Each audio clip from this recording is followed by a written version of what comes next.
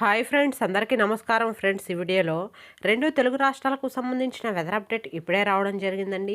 వీడియోలోకి వెళ్ళి వివరాలు తెలుసుకునే ముందుగా మన ఛానల్ని సబ్స్క్రైబ్ చేసుకోండి. వీడియో నచ్చితే లైక్ చేసి సపోర్ట్ చేయండి. అలాగే మీ యొక్క ఫ్రెండ్స్ అండ్ ఫ్యామిలీకి కూడా షేర్ చేయండి. ఇక ఏమాత్రం ఆలస్యం చేయకుండా టాపిక్ని స్టార్ట్ చేద్దాం. రోజు రోజుకు చలి విపరీతంగా పెరిగిపోతుంది. ఈ నేపథ్యంలో హైదరాబాద్ సిటీకి వాతావరణ శాఖ ఎల్లో అలర్ట్ జారీ చేసింది.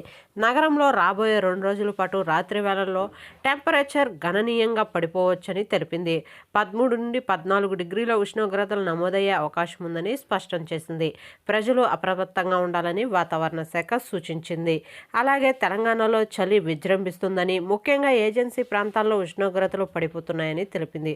కొమరంభీం, ఆసిఫాబాద్ జిల్లాల్లో అత్యధిక ఉష్ణోగ్రతలు పడిపోయి చాలా చలి తీవ్రత అధికమవుతుందని వాతావరణ శాఖ సూచించింది.